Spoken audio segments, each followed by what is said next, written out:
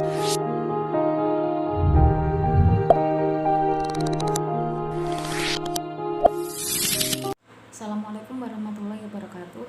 Saya Dewi Fikriana dari Prodi IAT 1 semester 4 akan menjelaskan tentang psikologi motivasi. Di dalam psikologi motivasi ini, saya akan menjelaskan tentang pengertian motivasi, faktor-faktor yang mempengaruhi motivasi, proses terjadinya motivasi, dan yang terakhir hubungan motivasi dengan komunikasi. Yang pertama yaitu tentang pengertian motivasi. Motivasi berasal dari kata Latin yaitu mover yang berarti dorongan, daya penggerak atau kekuatan yang menyebabkan suatu tindakan atau perbuatan. Kata mover dalam bahasa Inggris sering disepadankan dengan motivation yang berarti pemberian motif, penimbulan motif atau hal yang menimbulkan dorongan atau keadaan yang menimbulkan dorongan. Motivasi merupakan suatu dorongan yang membuat orang bertindak atau berperilaku dengan cara-cara motivasi yang mengacu pada setiap tindakan atau sebab munculnya sebuah perilaku, seperti faktor-faktor yang mendorong seseorang untuk melakukan atau tidak melakukan sesuatu. Selain itu, motivasi dapat diartikan sebagai keadaan yang memberi energi, mendorong kegiatan atau movers, mengarah dan menyalurkan perilaku ke arah mencapai kebutuhan yang memberi kepuasan atau mengurangi ketidakseimbangan. Baik, dilanjut yang kedua yaitu tentang proses motivasi. Di dalam proses motivasi ini, kebutuhan menjadi faktor utama dalam proses motivasi.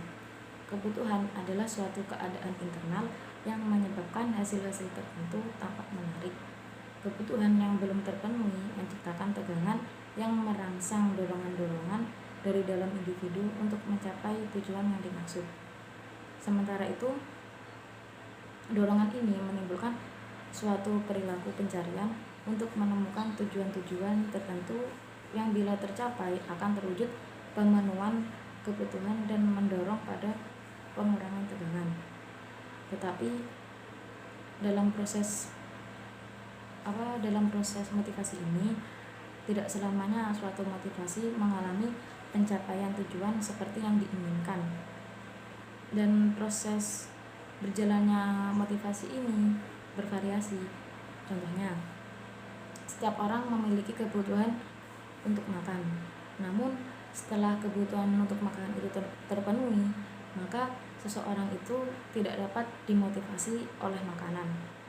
Lain halnya, apabila seseorang belum makan selama beberapa hari, maka kebutuhan untuk makan itu tidak dapat terbendung lagi dan suatu dorongan akan muncul untuk memenuhi kebutuhan tersebut, yaitu kebutuhan untuk makan. Kemudian anggap bahwa terdapat hambatan untuk menghalangi seseorang dalam memperoleh makanan tersebut.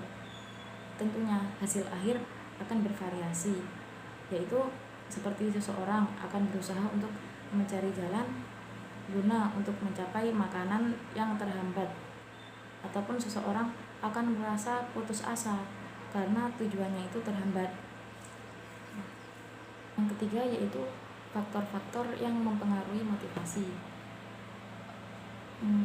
Di dalam faktor-faktor yang mempengaruhi motivasi ini terdapat faktor internal dan faktor eksternal.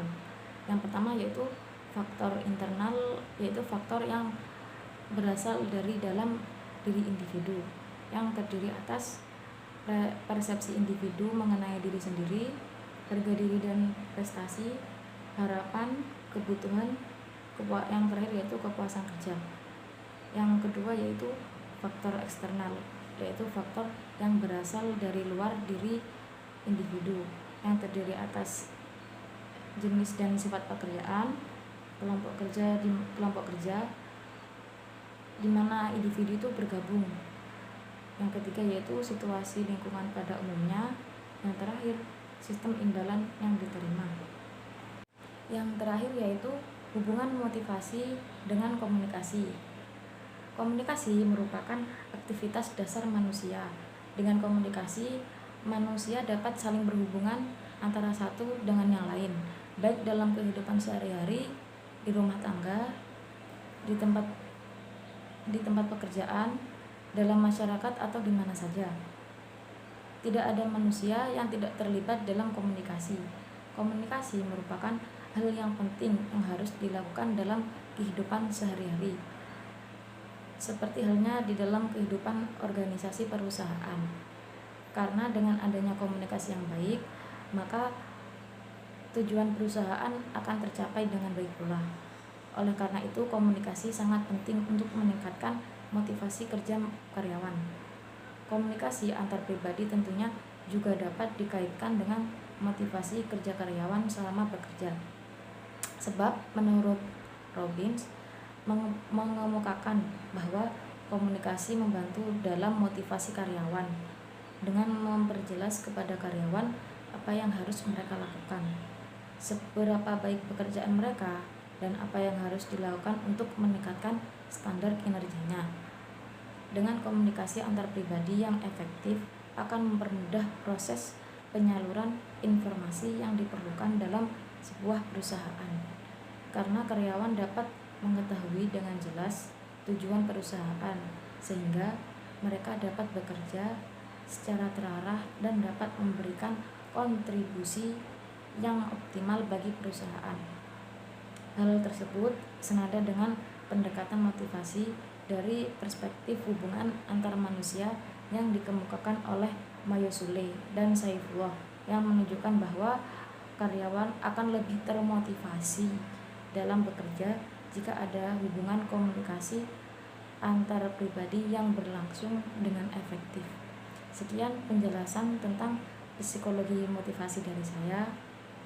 Kurang lebihnya saya mohon maaf yang sebesar-besarnya. Wassalamualaikum warahmatullahi wabarakatuh.